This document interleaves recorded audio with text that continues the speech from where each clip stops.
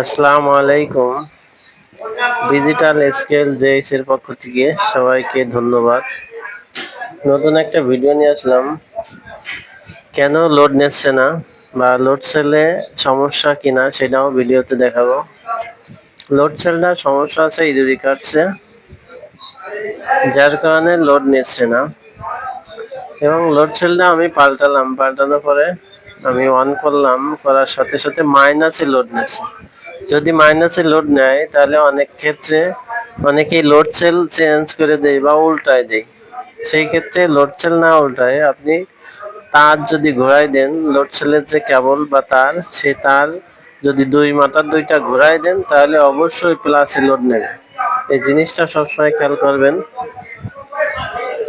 এই যে আমি ঘোরাই দিলাম, দেওয়ার সাথে সাথে প্লাসে লোড নিচ্ছে। এখন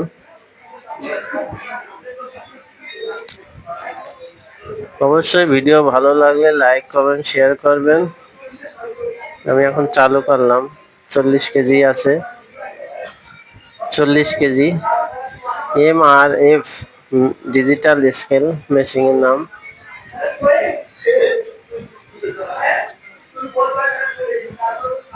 এই নতুন লোড সেল লাগানোর পরে অবশ্যই ওজন ঠিক করতে হবে, বা সার্কিট চেঞ্জ করার পরে ওজন ঠিক করতে হবে। যদি ওজন না ঠিক করেন সেই ক্ষেত্রে মেশিন কিন্তু ওজন ঠিক দেবে না, বা 1 কেজির জায়গায় 900 গ্রাম আসতেও পারে, 1200 গ্রাম আসতে পারে। এই জিনিসটা খেয়াল রাখবেন। যাই পাল্টাবেন না কেন ক্যালিব্রেশন দিতে হবে। তাহলে আমরা এখন কিভাবে ক্যালিব্রেশন করব সেই জিনিসটা আমি ভিডিওতেই দেখাবো।